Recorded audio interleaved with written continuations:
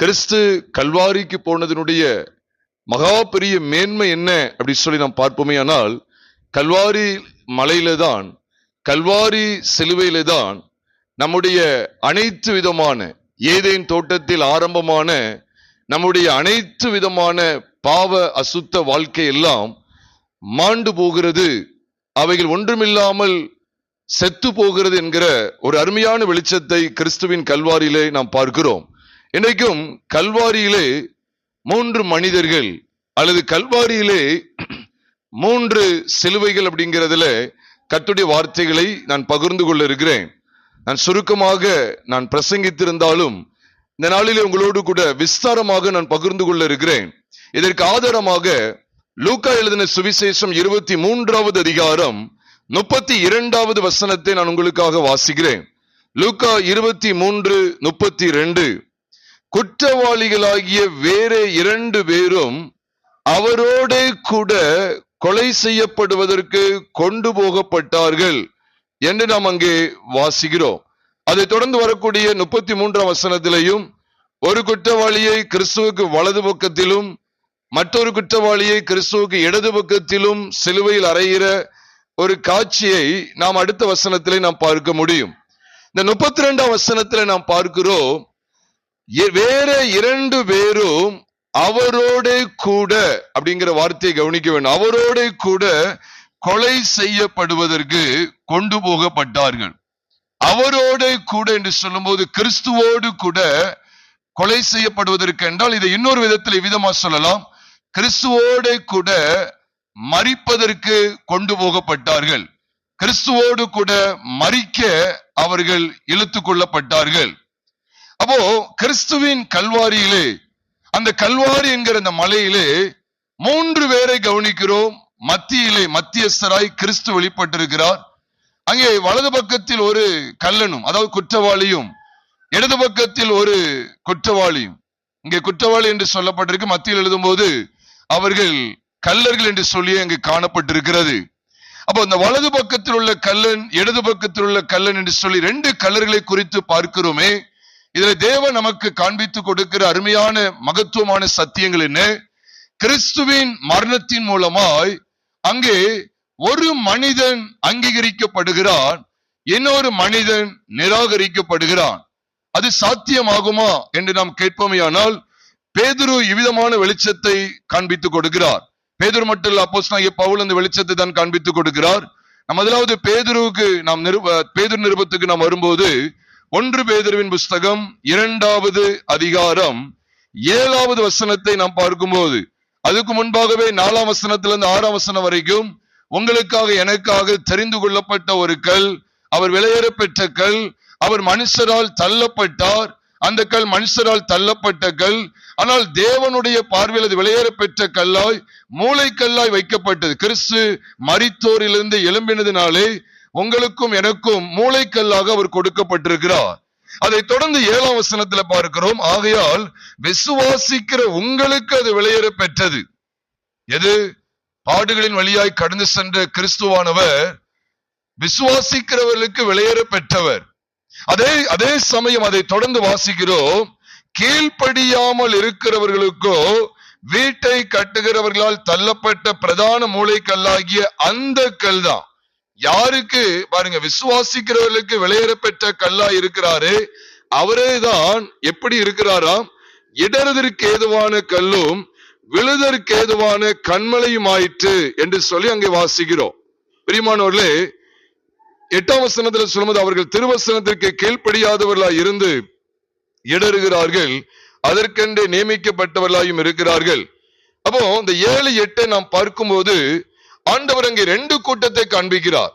கிறிஸ்துவின் மரணத்தை பற்றுகிற விசுவாசத்தினாலே ஒரு கூட்டம் அங்கீகரிக்கப்பட்டதாய், ஒரு கூட்டம் நித்திய ஜீவனுக்கு பாத்திரராய் காணப்படுகிறது.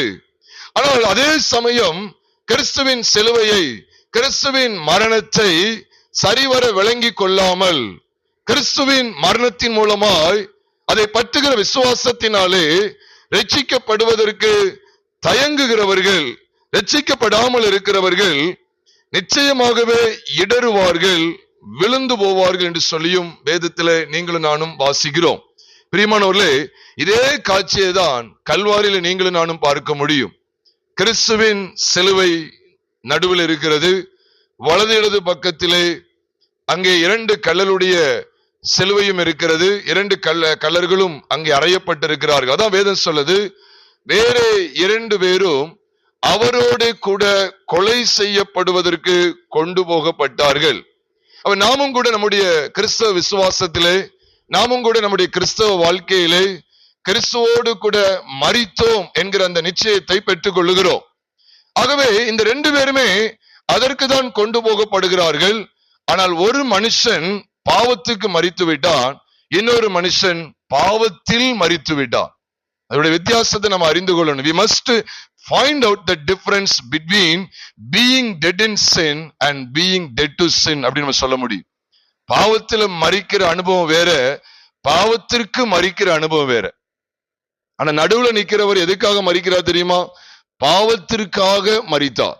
நல்லா கவனிங்க, இந்த 3 காரியத்தை கவனிக்கும் போது one died in sin, one died to sin, one died for sin. பாருங்க, பாவத்தில் மரிக்கிற மனுஷன், பாவத்துக்கு மரிக்கிற மனுஷன், பாவத்திற்காக மரிக்கிற கிறிஸ்து. இந்த 3 நபர்களை கவனிச்சு பாத்தீங்கன்னா ஒட்டுமொத்த கிறிஸ்தவ வாழ்க்கையையும் இங்க உள்ளடக்கி காண்பிக்கிறார். அப்போ கிறிஸ்து நமக்காக மரித்தார், நம்முடைய ஒட்டுமொத்த பாவங்களை கல்வாரி சிலுவையிலே சுமந்து தீர்த்தார். நம்முடைய வாழ்க்கையை பாழாக்கக்கூடிய பழைய மனுஷனாகிய ஆதாமை கல்வாரி சிலுவையிலே அவர் உரிந்து போட்டு விட்டார். அதான் உண்மை. அடிக்கடி சொல்லக்கூடிய ஒரு வசனம் தான் ரோமர் 6வது அதிகாரம் 6ஆம் வசனம் சொல்லுகிறது, நாம் இனி பாவத்துக்கு ஊழியம் செய்யாதபடிக்கு பாவ சரீரம் என்ன செய்யப்படும் பொருட்டாகவா? ஒளிந்து போகும் பொருட்டாக. அது ரொம்ப முக்கியம். அது எங்கதான் ஒளிந்து போகிறது என்று சொன்னால் கல்வாரியிலே, கல்வாரி சிலுவையிலே பாவ சரீரம் ஒளிந்து போகும் பொருட்டாக. யோசிச்சு பாருங்க. ஒரு உதாரணத்துக்கு சொல்லனே, உண்டியிலே இல்ல, எங்க அந்த உள்ள பணம் கிடக்கும்? உண்டியிலேயே உடைச்சு சின்ன பணம் ஆக்கியாச்சு, உள்ள பணத்தை சேகரிக்க முடியுமா? ஏதாவது வைக்க முடியுமா?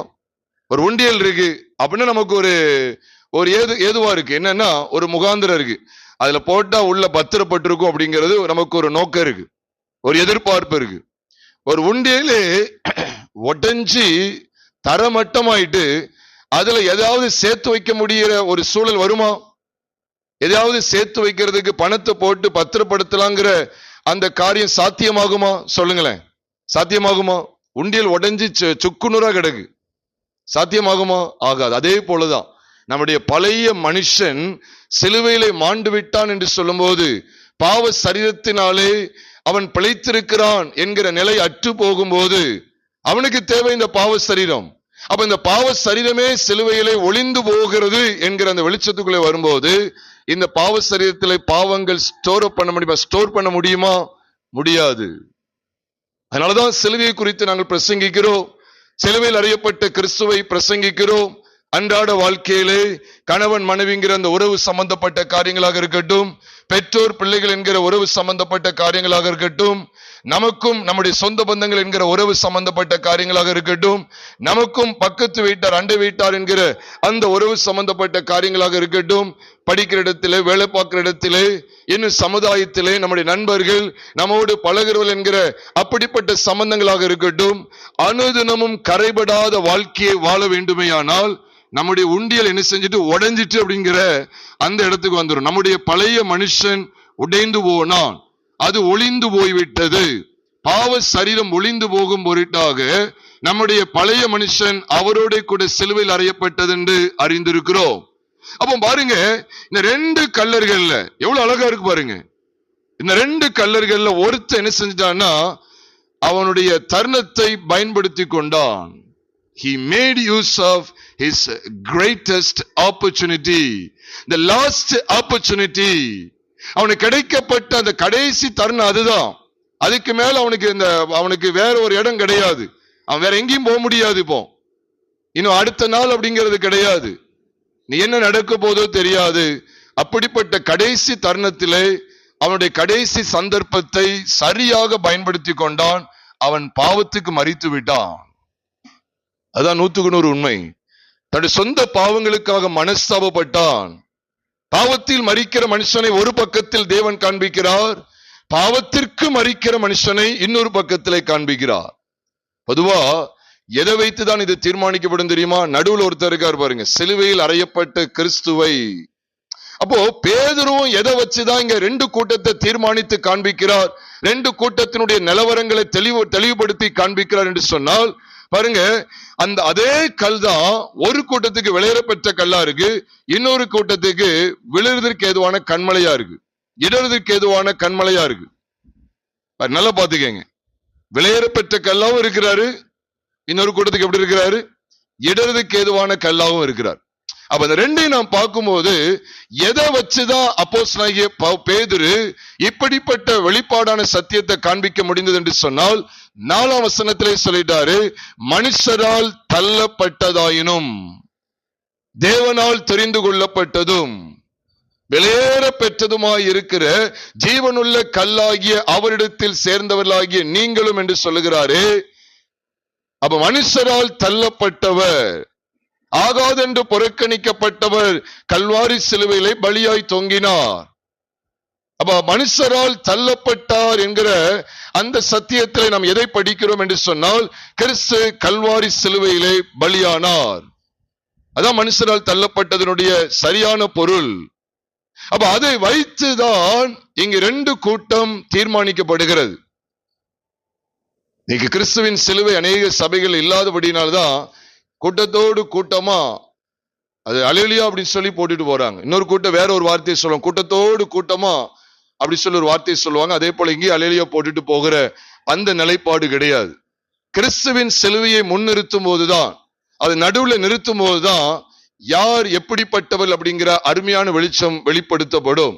ஆகவேதான் அங்கே பார்க்கிறோம், இரண்டு பேரும் அவரோடு கூட கொலை செய்யப்படுவதற்கு கொண்டு போகப்பட்டார்கள். பிரியமானவர்களே, ரெண்டு நபர் அப்படிங்கிற தனி மனிதர்களை மட்டும் நம்ம எடுக்க கூடாது, எல்லாமே ஞான அர்த்தம் உள்ளவைகள். இந்த ரெண்டு மனிதர்கள் என்று சொல்லும் போது இந்த இடத்துல ரெண்டு விதமான கூட்டத்தார் உண்டு. நாமும் கூட கள்ளர்களாய் வாழ்ந்து வந்தோம், திருடர்களாய் இருந்தோம். யாரை இயேசு கிறிஸ்து கள்ளர்கள் என்று சொன்னார் தெரியுமா? எப்படிப்பட்ட செய்கைகளை பார்த்ததுக்கு பிற்பாடு பரிசுத்த ஸ்தலத்திலே தேவ மகிமை விளங்கி வந்த அந்த பரிசுத்த ஸ்தலத்திலே அந்த ஸ்தலத்தை பார்த்து, இது உங்கள் பார்வைக்கு கல்லர் குகையாயிற்றோ என்று சொல்லி கர்த்தர் கேட்கிறாரு. நம்ம எல்லாருக்குமே தெரியும், சுவிசேஷ புஸ்தகங்களில் இருக்கிறது. எரேமியா 7வது அதிகாரத்திலும் சொல்லப்பட்டிருக்கிறது. எரேமியா 7வது அதிகாரம் 6, 7, 8 ஆகிய வசனங்களை வாசிக்கும் போதும் இது உங்கள் பார்வைக்கு கல்லர் குகையாயிற்றோ என்று சொல்லி கேட்கிறார். எதை வைத்து சொல்லுகிறார் அப்படி சொன்னா, சரி நம்ம முதல்ல எரேமியாவுக்கு போவோம். எரேமியா 7வது அதிகாரம், எரேமியா 7வது அதிகாரத்தை வேதத்திலே நாம் எடுத்துக்கொள்ளலாம். அதுல எவ்வளவு அழகா சொல்லப்பட்டிருக்கு பாருங்க. எதுக்காக இங்க உங்கள் பார்வைக்கு கல்லர் குகை ஆயிற்று என்று சொல்லி அவர் இங்கே பேசுகிறார். விசேஷமா 11ஆம் வசனம், 9 அல்ல 11ஆம் வசனம். 11ஆம் வசனத்துல பார்க்கிறோம், என் நாமம் தரிக்கப்பட்ட இந்த ஆலயம் உங்கள் பார்வைக்கு கல்லர் குகையாயிற்றோ, இதோ நானும் இதை கண்டேன் என்று கர்த்தர் சொல்லுகிறார். கல்லர் குகை ஆகிற அளவுக்கு அங்க என்ன நடந்தது அப்படி சொன்னா, நீங்க அதுக்கு முன்னால கவனித்து பாருங்க. 9ஆம் வசனத்துல சொல்றார், திருட்டுத்தனம் இருக்கிறது, கொலை செய்கிறார்கள், விபச்சாரம் செய்கிறார்கள், பொய்யானை இடுகிறார்கள், பாகாலுக்கு தூபம் காட்டுகிறார்கள், அந்நிய தேவர்களை பின்பற்றினார்கள் என்று சொல்லி நாம் பார்க்கிறோம். அதை தொடர்ந்து ஆண்டோடைய சமூகத்துக்கு வந்துருந்தாங்க. இப்படிதான் நம்முடைய வாழ்க்கை இருந்தது, வேஷம் போடுகிற வாழ்க்கை. இதை ரத்தன சுருக்கமா சொன்னா வேஷம் போடுகிற வாழ்க்கை. திருடனை பார்த்திருக்கீங்களா? திருடிட்டு என்ன செய்வானா, மக்களோட மக்கள் அப்படி அவனும் நடந்துக்கிடுவான். எல்லா சட்டைகளையும் செய்துட்டு என்ன செய்வானா, மக்களோட மக்கள் அவனும் நடந்து போயிடுவான். ஏன்னா அவனுடைய திருடத்தனை என்ன செய்யப்படாது, கண்டுபிடிக்க முடியாது. அப்ப அப்படிதான் அங்க சொல்றார். அப்ப வெளியே ஒண்ணு உள்ளே ஒண்ணு, ரெண்டு விதமான நாடகம். அந்தரங்கத்திலே அருவருப்பான காரியங்களை செய்து வெளியிலே யோக்கியர்களாய் தங்களை விளங்க பண்ணுவதை தான் ஆண்டவர் இங்கே சொல்லுகிறார், உங்கள் பார்வைக்கு கல்லர் குகையாயிற்றோ. கடல் என்ன செய்வாங்க, வெளியில பட்ட பகல்ல திருடுற மாதிரியா காமிப்பாங்க. ஒருத்தர் பொருளை அடிச்சு அபகரிக்கிற மாதிரியா பண்ணுவாங்க. இல்ல, அவங்க மாட்டிக்கொள்வாங்க. அதுல வெளிப்பார்வையில யோக்கியர்ல நடந்து கொள்வாங்க. இருட்டான சமயத்துல, யாரும் பார்க்காத சமயத்துல தங்களுடைய தந்திரமான கிரியைகளை செய்து வருவார்கள். இவர்கள் தான் திருடர்கள் என்று சொல்லுவோம். ஆகவேதான் கர்த்தர் சொல்றார், நீ என்ன செய்கிற எல்லா தவறையும் செய்து கொண்டு பிற்பாடு என்ன செய்யற, ஒரு விதமான நாடகம் நடிக்கிறாய். நல்ல கவனிங்க, இவர்களைத்தான் கள்ளர்கள் என்று நாம் சொல்லுகிறோம். அப்போ இங்க என்ன சொல்லப்பட்டிருக்கு, விபச்சாரம் இருக்கிறது. கொலை சொன்னோட நானும் கொலை செய்யலை நினைச்சிடாதீங்க. 1 யோவான் 3வது அதிகாரம் 14 மற்றும் 15 வாசிக்கும் போது அங்கே வேதம் சொல்லுகிறது, வேதம் திட்டவட்டமாய் சொல்லுகிறது, தன் சகோதரனை பகைக்கிற எவனும் இருளிலே இருக்கிறானாம், மரணத்திலே நிலை கொண்டிருக்கிறானாம். அது மட்டுமல்ல, தன் சகோதரனை பகைக்கிற எவனும் மனுஷ கொலைபாதகனாய் இருக்கிறான் என்று சொல்லி 1 யோவான் 3வது அதிகாரம் 15வது வசனத்திலே தெள்ள தெளிவாக வாசிக்கிறோம். பிரியமானவர்களே, மனுஷ கொலைபாதகன் கொலை செய்யுது அப்படி சொன்னோன்னு எழுத்தின்படிதான் நான் கொலை செய்யல நினைக்கலாம். ஆனா நம்ம மற்றவர்களை பகைத்து கொண்டு மற்றவர்கள் மேல கசப்பு வைத்துக் கொண்டு வாழ்வதும் கொலைக்கு சமமாகவே அங்கே வேதம் காண்பிக்கிறது. ஆக விபச்சாரம் என்று சொல்லும் போது ஏதோ 2 பேர் தவறு செய்தால்தான் விபச்சாரம் என்று சொல்லி பழைய ஏற்பாட்டின் அடிப்படையில் எடுத்துக்கொள்ள முடியாது. அதுவும் பயங்கரமான விபச்சாரம் தான், நான் இல்லை என்று சொல்லவில்லை. ஆனால் மத்திய எழுதின சுவிசேஷம் 5வது அதிகாரம் 28வது வசனம் சொல்லுகிறது, நான் உங்களுக்கு சொல்லுகிறேன், ஒரு ஸ்திரீயை இச்சையோடு பார்க்கிற எவனும் அவளுடனே தன் இருதயத்தில் விபச்சாரம் செய்தாயிற்று அப்படி சொல்றார். பாருங்க, இப்போ விபச்சாரம் ஒண்ணு செய்யறது, அதுவும் அந்தரங்கத்துல செய்யறாங்க. ஆனா கண்களின் பார்வையில செய்யற இந்த விபச்சாரத்தை யாருமே கண்டுபிடிக்க முடியாது. அப்படி சாதாரணமா பார்த்த மாதிரி இருக்கும், அப்படி சிரிச்ச மாதிரி இருக்கும். இருதயத்துக்குள்ள அதை இச்சித்து கொண்டு இருக்கிறத யார் அறிய முடியும்? இதான் மறைமுகமான விபச்சாரம். வெளிப்படையான விபச்சாரம் ஒண்ணு இருக்கு, மறைமுகமான விபச்சாரம் ஒண்ணு இருக்கு. சில டக்குன்னு பார்ப்பாங்க, பார்த்துக்கிட்ட மாதிரி தான் தெரியும், உள்ள என்னெல்லாம் இச்சித்து கொண்டிருக்கிறான், இருதயத்தில் இச்சித்து கொண்டிருப்பாமை, ஆனால் அதற்கு பெயர் விபச்சாரம். பிரியமானவர்களே, வெகு ஜாக்கிரதையா இருந்து நாம் மனம் திரும்ப வேண்டும். அப்ப இப்படிப்பட்ட ஒரு கள்ளன் என்ன குற்றம் செய்தாங்களோ தெரியாது, நமக்கு தெரியாது. ஆனா கள்ளனுடைய சுபாவங்கள் என்ன, இதுதான். கள்ளர் என்ன செய்வாங்க, இந்த உலகத்தின் ஆசாபாசங்களை வாஞ்சிப்பார்கள், உலகத்தினுடைய பொன் பொருட்கள் மேல நாட்டம் கொள்வார்கள். உண்மையா இல்லையா? உண்மை. அதனாலதான் பொய்யான இடுறாங்க, திருடுறாங்க. நீங்கள் திருடின்னு சொல்றார் அப்படின்னு என்ன அர்த்தம்? என்னென்ன திருடினாங்களோ தெரியாது. ஆனா இங்க ஆண்டவர் எரேமியாவுக்கு வெளிப்படுத்துகிறார், நீங்கள் திருடி. ஸ்டார்டிங் எடுத்தோடனே தான் சொல்றார், நீங்கள் திருடி. திருடி திருடன், திருடி திருடன் அப்படின்னு சொல்லி சொல்லலாம் போல. இன்னைக்கு திருடர்கள் நம்ம என்ன செய்கிறோம், தேவனை ஆராதிக்கிறோம் என்று சொல்லி, ஆனா உலகத்துக்குள்ள போன உடனே பொன்னையும் பொருளையும் நாம் வாஞ்சிக்கிறோம். வேதம் சொல்லுகிறது பாருங்க, யாக்கோபு சபைக்கு எழுதிக்கிட்டு இருக்கிறார், சிதறி இருக்கிற எல்லா கோத்திரங்கள் சபைக்கு எழுதி கொண்டிருக்கிறார் நிருபத்தை. அதனாலதான் பாருங்க, யாக்கோபை படிக்கும் போது யாக்கோபு நிருபத்துல மொத்தமே 5 அதிகாரங்கள் தான். நீங்க முதல் அதிகாரத்துல இருந்து படிச்சு வந்தீங்கன்னா, முதல் அதிகாரம், 2வது அதிகாரம், 3வது அதிகாரம், அதுல எப்படி சொல்லிருப்பா தெரியுமா? என் சகோதரரே, பிரியமான சகோதரரே, என் சகோதரரே, பிரியமான சகோதரரே சொல்லிக்கிட்டே வருவாரு. 4வது அதிகாரம் 4ஆம் வசனம் வரும்போது அதே சபையை தான் அட்ரஸ் பண்றாரு, விபச்சாரரே, விபச்சாரிகளே அப்படி சொல்லி சொல்றாரு. பிரியமானவர்களே, நம்ம கொஞ்சம் பேரா இருந்தாலும் தேவனுக்கென்று பரிசுத்தம் உள்ள பாத்திரங்களை இந்த பூமியிலே வாழ அழைக்கப்பட்டிருக்கிறோம். அவர் நடைய மாறுது பாருங்க. சகோதரரே, என் சகோதரரே, பிரியமான சகோதரரே, பிரியமான சகோதரன் பேசிக்கிட்டே இருந்தவரு உலக சிநேகத்தை கடிந்து கொள்ளுகிற இடத்திலே, உலக சிநேகத்தை கண்டிக்கிற இடத்திலே சபையை எவ்விதமாய் அழைக்கிறார் என்று சொன்னால், விபச்சாரரே, விபச்சாரிகளே, உலக சிநேகம் தேவனுக்கு விரோதமான பகை என்று அறியீர்களா?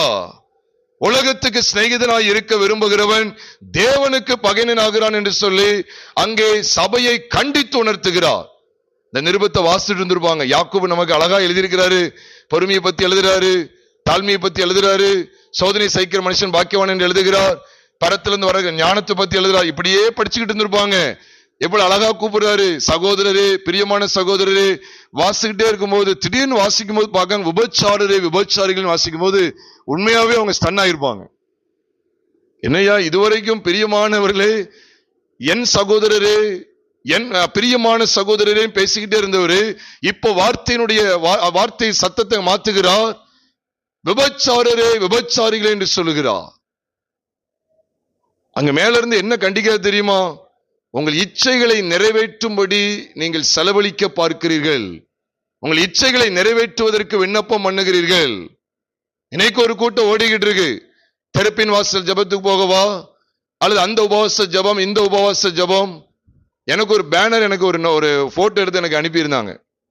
கார், பைக் மற்றும் மற்ற பல வகை 4 சக்கர கனரக வாகனங்கள் பழுதில்லாமல், அது எந்த வேலையும் அதுக்கு வராமல் தொடர்ந்து தொழிலில் ஆசீர்வாதம் கிடைக்கிற பெருவிழா அப்படி சொல்லி நடத்தியிருந்தாங்க. பழுது இல்லாமல் இருக்கிற ஒரு பெருவிழா. ஒரு பெரிய பாஸ்டர் ஜிப்பா போட்டு இருக்கிறார், அவர் போட்டோ வச்சாச்சு. நாகர்கோயில்ல உள்ளதான் சொல்றேன், நாகர்கோயில்ல அப்படி ஒரு அட்வர்டைஸ்மெண்ட் இருந்துச்சு. மீட்டிங் பேரு என்ன தெரியுமா? பைக், கார் மற்றும் கனரக வாகனங்கள் இருக்கு, அது எதுவும் பழுது இல்லாமல் தொழிலில் முன்னேற்றம் அடைகிற பெருவிழா. அந்த மாதிரி கொடுத்து அன்புடன் அழைக்கும் சபை போதகர் மற்றும் சபை மக்கள் அப்படின்னு சொல்லி கீழே போட்டிருக்காங்க. என்கிட்ட இருக்கு, அந்த போட்டோ இருக்கு. அப்ப எந்த அளவுக்கு கிறிஸ்டியானிட்டி இந்த உலகத்தை சார்ந்து போய்விட்டது பாருங்க. உண்ணவும் உடுக்கவும் நமக்கு உண்டாயிருந்தால் போதும் என்று இருக்க கடவோம். உலக சிநேகம் தேவனுக்கு விரோதமான பகை. தேவன் அதை பகைக்கிறார். தேவனுக்கு அவன் சத்துருவாய் இருக்கிறான். ஆனா நீங்க என்ன சொல்லிருக்காங்க? உலகத்தில் நீங்க அதை விரும்பி கேளுங்க, நீங்க காத்திருந்ததை பெற்றுக் கொள்ளணும். கர்த்தர் உங்களுக்கு தரிசனத்துல பேசுவார். பிரியமானவர்களே, கர்த்தர் இப்படிதான் பேசுறாங்க. தரிசனத்துல ஆண்டவர் உங்களுக்கு ஒரு காரை காமிச்சிருக்கிறாரா, அதை விடாப்படியா கேளுங்கன்னு சொல்லி எவ்வளவு தூரம் ஜனங்களை வஞ்சிக்கிறார்கள் என்று பாருங்கள். அதனாலதான் ஒரு முறை நான் டிவியில கேட்டுக்கிட்டு இருக்கேன். அது சொல்றாங்க, உங்களுக்குரிய வாஷிங் மிஷின் வானத்திலிருந்து அப்படி இறங்கி வருகிறதை நான் இப்பொழுதே காண்கிறேன் அப்படின்னு சொல்லி சொல்றாங்க. வாஷிங் மிஷின் மேல ஏஜென்சி நடத்திட்டு இருக்காங்கன்னு. சத்தியம் தான் அங்கிருந்து வரணும், சத்திய ஏஜென்சி அங்கிருந்து வரக்கூடாது. வாஷிங் மிஷின் உங்களுக்காக இறங்கி வருகிறதை நான் காண்கிறேன். அதுக்கு எத்தனை அல்லேலூயா, எத்தனை ஆமேன். பிரியமானவர்களே, உலகத்துக்கு இடம் கொடுத்து விட்டார்கள். ஆகவேதான் புதிய ஏற்பாட்டிலும் ஆண்டவர் கண்டிக்கிறார். எரேமியா நாட்களிலும் உங்கள் பார்வைக்கு கல்லர் குகையாயிற்று என்று சொல்லி பரிசுத்த ஸ்தலத்தை பரிசுத்த ஸ்தலத்தில் இருந்த ஜனங்களை கண்டித்து கொண்டவர் புதிய உடன்படிக்கையிலும் அதாவது புதிய ஏற்பாட்டு காலத்திலேயும், நியாயப்பிரமாண காலம் தான் நான் இல்லை சொல்லல, ஆனால் புதிய ஏற்பாட்டு புஸ்தகத்திலேயும் ஆண்டவர் அவர்களை கண்டிக்கிறார். ஏனென்றால் அவர்களுக்குள்ளே பணாசை இருந்தது. அதனாலதான் காசுக்காரருடைய பலகைகளை கொட்டிவிட்டார். கவனிக்கீங்களா? காசுக்காரருடைய பலகைகள் என்ன செய்தார்? கொட்டிவிட்டார். புறா விற்கிறவர்கள் காசுக்காரர். எவ்வளவு பயங்கரமா இருக்கு பாருங்க. விற்கிறவர்கள் கொள்ளுகிறவர்கள். அப்போ காசுக்காரருடைய பலகையெல்லாம் கொட்டி விடுகிறார், புறா விற்கிறவர்களை துரத்தி விடுகிறார். அப்ப எதுலதான் அவருக்கு விருப்பம் இல்லை? எந்த சமயத்துலதான் கல்லர் குகை என்று சொன்னார் என்று சொன்னால், பிரியமானவர்களே, உலக பொருட்களுக்கு சபை இடம் கொடுத்து விட்டது. உலக பொருட்களுக்கு முக்கியத்துவம் கொடுத்து விட்டது. நாமும் கூட இப்படிப்பட்ட கல்லர்களால் கிறிஸ்து இயேசுவை அறிகிற அறிவுக்கு உட்பட்டு நாமும் அவரோடு கூட கொலை செய்யப்படும் அந்த கல்வாரிக்கு போகும்போது அங்க கூட நமக்கு உணர்வில்லாமல் போய்விட்டதோ. அங்கே ஒரு மனுஷன் அங்கீகரிக்கப்பட்டான், ஒரு மனுஷன் நிராகரிக்கப்படுகிறான். கல்வாரியில் 3 சிலுவைகள், கல்வாரியில் 3 மனிதர்கள். கிறிஸ்துவின் சிலுவையை நோக்கி பார்க்கிற பாக்கியம் 2 பேருக்கு கிடைக்கிறது. அவங்க சைட பார்த்திருப்பாங்க. கிறிஸ்து கல்வாரியிலே ஒட்டுமொத்த பாவங்களையும் சுமந்து தீர்த்தவராய் கல்வாரி சிலுவையிலே பலியாய் தொங்கிக் கொண்டிருக்கிறார். இன்னைக்கு நமக்கு சிலுவை பற்றிய செய்தி காண்பிக்கப்படுகிறது. பாவத்துக்காக மனஸ்தாபப்பட்டா ரட்சிக்கப்படுவோம். சிலங்க பாத்தீங்கன்னா அந்த செய்தி கூட சிலருக்கு உள்ள போவாது. இங்க இருந்த மாதிரிதான் இருப்போம், மனசுல எங்க இருக்கும்? வீட்டுல இருக்கும். கேஸ் பிடிட்டு அடைச்சிட்டு வந்தோமா வரலையா, அல்லது ஃபேன் ஓடிட்டு இருக்கா ஓடலையா, ஃபேன் சுவிட்ச் ஆஃப் பண்ணமா இல்லையா, இப்படியே ஏதாவது ஒரு எண்ணங்கள் ஓடிக்கிட்டு இருக்கும். பிரியமானவர்களே, நல்ல கவனிங்க. சிலுவை பற்றிய காட்சி, சிலுவையின் காட்சி, சிலுவை பற்றிய செய்தி இந்த 2 பேருக்கே அறிவிக்கப்படுது. 2 பேருமே பார்க்கிறாங்க. இன்னைக்கு நாம் அநேக செய்திகளிலே சிலுவையில் அறியப்பட்ட கிறிஸ்துவை காண்பித்துக் கொடுக்கிறோம். இன்னைக்கு நாம் அநேக செய்திகளிலே கிறிஸ்துவின் சரீரமாகிய சபையின் மூலமாய் பிரசங்கிக்கப்படுகிற அநேக பிரசங்கங்களிலே, ஏன் எல்லா பிரசங்கங்களிலேயும் சிலுவையில் அறையப்பட்ட கிறிஸ்துவை நீங்களும் நானும் தெள்ள தெளிவாக பார்க்கிறோம். ஆனால் பார்த்தும் உணர்வடையாமல் போகவும் முடியும் என்பதை வேதம் திட்டவட்டமாய் காண்பிக்கிறது. ஒரு மனுஷனை பாருங்களேன், உண்மையிலே சொல்லணும், he is the luckiest person we have ever seen அப்படின்னு நம்ம சொல்ல முடியும். அந்த அளவுக்கு அவன் அதிர்ஷ்டசாலி, மிகப்பெரிய அதிர்ஷ்டசாலி. இது எதுக்காக தேவன் காண்பிக்கிறார் என்று சொன்னால், சிலுவை பற்றிய உபதேசம் எல்லாருக்கும் அறிவிக்கப்படுகிறது, ஆனால் எல்லாரும் உள்ளே வருகிறது இல்லை. அதனாலதான் ஆண்டவர் சிலுவை பற்றிய உபதேசத்தை காண்பித்து கொடுக்கும்போது 2 கூட்டத்தை எப்பவுமே காமிப்பார். நீங்க தாராளமா பைபிள்ல பார்க்கலாம். சிலுவை பற்றிய உபதேசத்தை காண்பித்து கொடுக்கிற இடத்துல ஆண்டு எத்தனை கூட்டத்தை காண்பிக்கிறார்? 2 கூட்டங்களை காண்பிப்பார். அதனாலதான் 1 கொரிந்தியர் 1வது அதிகாரம் 18ஆம் வசனத்துல பார்க்கிறோம், சிலுவை பற்றிய உபதேசம் கெட்டு போகிறவர்களுக்கு பைத்தியமாயிருக்கிறது, ரட்சிக்கப்படுகிற நமக்கும் அது தேவபலனா இருக்கிறது. அப்ப சிலுவை பற்றிய உபதேசம் வெளிப்படுத்தப்படுற இடத்தை கவனிச்சு பாருங்க. 2 கூட்டத்தை சொல்லுவார். ஒன்னு விழுந்து போகிற கூட்டம், இன்னொன்னு எழுந்திருக்கிற கூட்டம். ஒன்னு நித்திய ஜீவனுக்கு பாத்திரராய் எழும்புகிற கூட்டம், இன்னொரு கூட்டம் நித்திய ஜீவனுக்கு அபாத்திரராய் விழுந்து போகிற கூட்டம். தாராளமா பார்க்கலாம். கலாத்திய சபையையும் சொல்றாரு, ஆவியில் ஆரம்பமணி நீங்கள் மாம்சத்தில் முடிவு பெற போகிறோம் சொல்லி அங்கே அவர் சொல்வதற்கான காரணம் என்ன? அங்கே அவர் வெளிப்படுத்துகிறார், இயேசு கிறிஸ்து சிலுவையில் அறையப்பட்டவராக உங்கள் கண்களுக்கு முன் உங்களுக்குள்ளே பிரத்யட்சமாய் வெளிப்படுத்தப்பட்டிருந்தாரே. அதை வச்சுதான் சொல்றார், நீ கெட்டு போக போகிறாயா அல்லது ரட்சிக்கப்பட போகிறாயா? கெட்டு போக போகிறாயா, ரட்சிக்கப்பட போற? அப்போ எதை வச்சுதான் இது தீர்மானிக்கப்படும் கேட்டா, கிறிஸ்துவின் சிலுவையை வைத்துதான் தீர்மானிக்கப்படும். சிலுவையில் அறையப்பட்ட கிறிஸ்துவை வைத்துதான் தீர்மானிக்கப்படும். பாருங்கள் எவ்வளவு ஒரு மேன்மை பாருங்க. ஒரு மனுஷன் இதுல விசேஷமா இன்னும் நம்ம சத்தியங்களை நாம பார்க்க போகிறோம். என்னவென்றால், ஒரு கள்ளன் ஏன் எங்களையும் விடுதலையாக்கும், உன்னையும் ரட்சித்துக்கொள், எங்களையும் விடுதலையாக்கும் என்று அவன் கேட்கிறான். வேதத்துல லூக்கா எழுதின சுவிசேஷம் 23வது அதிகாரம், லூக்கா 23:39 நாம் பார்க்கும்போது, அங்கே அன்றியும் சிலுவையில் அறையப்பட்டிருந்த குற்றவாளிகளில் ஒருவன், நீ கிறிஸ்துவானால் உன்னையும் எங்களையும் ரட்சித்துக்கொள் என்று அவரை இகழ்ந்தான். இங்க சொல்லும் போது இந்த வார்த்தைகளை கவனித்து பாருங்க. அவனுடைய நோக்கம் எல்லாம் என்ன அப்படின்னா, அவனுக்கு ஒரு டவுட் இருக்கு, நீர் கிறிஸ்துவா இல்லையா? அவன் எவ்விதமா அறிந்து கொண்டான் சொன்ன, இவனை எந்த ஒரு கிறிஸ்தவ கூட்டத்திற்கு ஒப்பிடலாம் என்று சொன்னால், நீ கிறிஸ்துவானால் உன்னையும் எங்களை ரட்சித்துக்கொள் அப்படி சொல்றது காரணம் என்ன அப்படின்னா, அவன் எப்பொழுதுமே தன்னுடைய சரீரத்துக்கானவைகளை குறித்து கவலைப்படுகிற மனுஷன். நல்ல கவனிங்க, இதுதான் ஒரு கிறிஸ்தவ வட்டாரத்தில் இருக்கக்கூடிய ஒரு கூட்டம். வஞ்சிக்கப்படுகிற கூட்டம், விழுந்து போகிற கூட்டம், கெட்டு போகிற கூட்டம். இந்த கூட்டம் என்ன சொல்லுது பாருங்க. அதான் இந்த மனுஷன் என்ன சொல்றான்னா, நீர் கிறிஸ்துவானால், அவனுக்கு ஒரு விதமான ஒரு சந்தேகம் இருக்கு. நீ கிறிஸ்துவானா நீ என்ன செய்ய தெரியுமா? இதுதான் நீங்க அநேக கிறிஸ்தவங்க கேட்பாங்க, ஆண்டவரே நீர் உண்மையிலே ரட்சகரா இருந்தா, இப்படிலாம் கேட்க சொல்லி கொடுத்திருக்காங்க ஊழியக்காரங்க. உண்மையிலே என்னை அழைத்தது உண்மை அப்படின்னா, இதுல வேற பெருமை வேற, இதுல வேற ஏதாவது சக்சஸ் ஆயிருக்கும், இதை வேற சாட்சி சொல்லி நம்மளை எத்தனை முறை வஞ்சித்திருக்காங்க ஆரம்ப நாட்கள்ல. ஆண்டவர்கிட்ட நான் கேட்டேன், ஆண்டவர் உண்மையை நீங்க ஊழியத்துக்கு அழைச்சிங்களா? நீங்க அழைச்சிங்க அப்படின்னா இது எனக்கு செய்யணும். இந்த போதகம் எங்களுக்கு தேவையில்லையா, இந்த சாட்சி வேஸ்ட். நீ தேவனை சந்தேகப்படுறியா? தேவன் அழைத்தார், அவ்வளவுதான். அதுக்கு மேல நீ அழைச்சது உண்மைன்னா எனக்கு கார் தரணும், நீங்க அழைச்சது உண்மை அப்படின்னா எனக்கு வீட்டை கட்டி தரணும். இதுல வேற பிரசங்கிமார்கள் வேற சொல்லி கொடுக்கிறது என்ன, ஆண்டோட்ட கேளுங்க, ஆண்டோர் நீர் தானே என்ன இங்க கொண்டு வந்தீங்க, நீ கொண்டு வந்தது உண்மை அப்படின்னா, நீ அப்படி பேசிட்டாலே நீ அவிசுவாசி, நீ உலகத்தான்.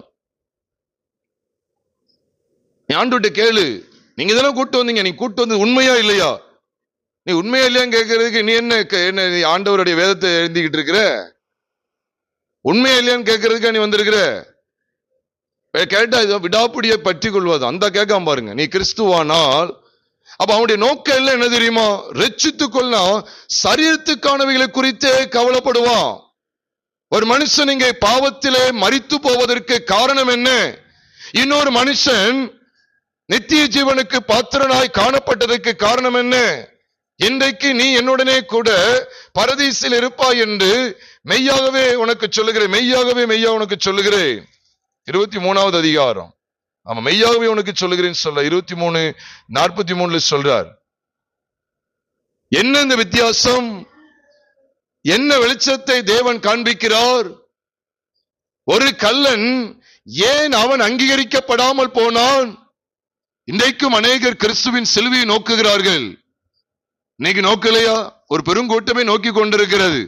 இயேசு பாடுபட்டார், ரத்த சிந்தினார், அப்படி இப்படி. அப்புறம் கார் வாங்கணும், வீடு வாங்கணும், வீட்டுக்கு மேல வீடு கட்டணும், நகைக்கு மேல நகை சேர்க்கணும், ஆடம்பரத்துக்கு மேல ஆடம்பரம், நிலத்துக்கு மேல நிலம், பொண்ணுக்கு மேல பொன், பொருளுக்கு மேல் பொருள். அதுல ஏதாவது குறைவு வந்துச்சு அப்படின்னா, ஆண்டவரே நீர் என் தேவனானால், நீர் என் தேவனா இருந்தால் இது எனக்கு எப்படி நடக்கும் என்று நான் வைராக்கியத்தோடு கேட்டேன். கர்த்தர் எனக்கு உதவி செய்தார் என்று சொல்லுகிற வெட்கப்படு. நீனு இப்படிப்பட்ட அதாவது இப்படிப்பட்ட ஒரு தழும்பின் அல்லது இப்படிப்பட்ட ஒரு தள்ளாடுகிற இப்படிப்பட்ட சறுக்கலான வாழ்க்கைக்காக நீ வெட்கப்படு. ஜனங்களுக்கு இப்படிதான் காமிச்சு கொடுக்காங்க. கேளுங்க கேளுங்க, கூட நரகத்தையும் சேர்த்துக்க, அப்படிதான் நான் சொல்றேன். ஏன்னா உலக சிநேக தேவனுக்கு விரோதமான பகன் இருக்கு. 1 யோவான் 2வது அதிகாரம் 15ஆம் வசனத்துல உலகத்திலும் உலகத்தில் உள்ளவைகளிலும் அன்பு கூறாதிருங்கள் இருக்கு. ஒருவன் உலகத்தில் அன்பு கூர்ந்தால் அவனிடத்தில் பிதாவின் அன்பு இல்லை, பிதாவின் அன்பு அவனிடத்தில் இல்லை. அப்படின்னு என்ன அர்த்தம்? அவருக்கும் அவனுக்கும் எந்த ஒரு சம்பந்தம், தொடர்பு கிடையாது. அன்பு இல்லைன்னு என்ன அர்த்தம்? அன்பு இல்லை அப்படின்னா சத்துரு, நேசம் கிடையாது, உனக்கு எனக்கு எந்த சேகம் கிடையாது, எந்த விதமான அன்பும் கிடையாது. அப்படின்னு ஆண்டவர் எந்த இடத்துல கழுவி விடுறாருன்னு கேட்டா, கை கழுவி விடுறாருன்னு கேட்டா, உலக சிநேகம், உலக பொருள், உலகத்தின் மேல அன்பு வரும்போது, உலகத்துக்குரியவைகளை நேசிக்கிற இடத்துக்கு சபை வரும்போது, அப்படிப்பட்ட சபை கர்த்தருக்கு விரோதியாய் காணப்படுகிறது. பிரியமானவர்களே, இந்த மனுஷனுடைய நோக்கம் எல்லாம் இது தெரியுமா? இந்த சரீர விடுதலை எனக்கு வேண்டும். இன்னைக்கு அதனாலதான் அங்கங்க நோட்டீஸ் அடிக்காங்க, சரீரத்துல வியாதியா. அப்படி எங்கே அப்போஸ்தலர்கள் சொல்லி கூப்பிடலையே? அப்போஸ்தலர் கூப்பிட்டாங்களா? இப்ப யாருக்கெல்லாம் வியாதி இருக்கு, இப்ப உங்க மேல போங்க, அவங்க அந்த வியாதிப்பட்ட இடத்துல இப்பொழுது ஜெபம் பண்ண போறோம், கடைசி வேளையில வந்து விட்டோம், இப்பொழுது ஜெபிக்க போகிறோம், ஆண்டவர் என்ற தெளிவாய் பேசினார். இதெல்லாம் பொருட்டு வியாதிப்பட்ட இடத்துல இப்பொழுது கைகளை வைக்கும் போது நான் அவர்களுக்கு சுகம் கொடுப்பேன் என்று கர்த்தர் சொல்லி இருக்கிறார். அல்லேலூயா. அப்படி சொல்லி எவ்வளவு ஒரு வஞ்சிக்கிறார்கள் என்று பாருங்கள். அப்போஸ்தலர் எப்படியா செஞ்சாங்க? அவங்க போனாங்க, கிறிஸ்துவை அறிவித்தார்கள், யாருக்கு சுகமோ அவங்க எல்லாரையும் கர்த்தருடைய நாமத்தில் சுகமாக்கி கொண்டு அவர்கள் வந்தார்கள், அவ்வளவுதான். ஆனா சரீர சுகத்துக்காக இந்த சரீர சுகம், சரீர சுகம், சரீர சுகம். இங்க பாருங்க, இந்த மனுஷன் சரீரத்துல படுற வேதனை, சரீரத்துல நான் இப்ப காப்பாற்றப்படணும், சரீரத்துக்கானவைகளுக்காக அவன் பரிதபிக்கிறான். அவர் மதிக்கவே இல்லை, அவ்வளவுதான். அவன் ஒரு பொருட்டை எண்ணவே இல்லை. இன்னொரு மனுஷன் மேலதான் அவருடைய கவனம் இருக்கு. எந்த மனுஷன் மேல கவனம் இருக்கு தெரியுமா? தன் சொந்த பாவங்களுக்காக மனஸ்தாபப்படுறான் பாருங்க. நாமோ நியாயமானபடி தண்டிக்கப்படுகிறோம், இவரோ தகாததொன்றையும் நடப்பிக்கவில்லை என்று சொல்லி அவன் அங்கே பேசுகிறான். நாமோ நியாயப்படி தண்டிக்கப்படுகிறோம். அவன் சொல்றான் பாருங்க, நீ இந்த ஆக்கினைக்குட்பட்டவனா இருந்தும் தேவனுக்கு பயப்படுகிறது இல்லையா? அப்படின்னா அவன் தேவனுக்கு பயப்படாத வாழ்க்கை எது அப்படின்னு கேட்டா, நல்ல ஞாபகம் வச்சுக்கங்க, தேவனுக்கு பயப்படாத வாழ்க்கை எதுன்னு கேட்டா சரீரத்துக்கானவைகளை குறித்து கவலைப்படுவது. நான் சொல்ல பைபிள் அப்படிதான் இருக்கு. அந்த மனுஷன் சொல்ற, நீ தேவனுக்கு பயப்படுகிறது இல்லையா?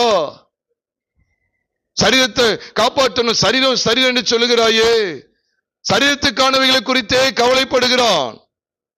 பிரியமானவர்களே, இங்க இன்னொரு மனிதன் தான் செய்த தப்பிதங்களை அறிக்கை செய்கிற, ஐயோ என்னுடைய தவறு செய்துட்டேன், என்னுடைய தப்பு நிமித்தமாக எனக்கு இப்படி ஒரு தண்டனை, நான் பாவம் செய்து விட்டேன்னு சொல்லி தன்னை ஒத்துக்கொண்டு தன் சொந்த பாவங்களுக்காக மனஸ்தாபப்படுகிறான். அது மட்டுமல்ல, அவனுடைய நோக்கம் எதற்கு தெரியுமா? அவருடைய ராஜ்யம், அவருடைய ராஜ்யம். அவனுடைய நோக்கம் என்ன தெரியுமா? கிறிஸ்து மரித்து அடக்கம் பண்ணப்பட்டு 3ஆம் நாள் என்ன செய்வார்? அவர் உயிர் தெழுவார்ங்கிற அந்த நிச்சயம் அவனுக்கு இருந்தது. அதனாலதான் அவன் சொன்னான் பாருங்க, ஆண்டவரே நீர் உம்முடைய ராஜ்யத்தில் வரும்போது அடியேன் என்ன செய்யும்? அப்ப அவனுடைய நோக்கம் எல்லாம் எப்படி இருக்கு தெரியுமா? ரெண்டே ரெண்டு காரியத்தை அழகா சொல்லிடலாம். அவனுடைய வாழ்க்கையை குறித்து ரெண்டே ரெண்டு காரியங்களை சொல்லலாம்.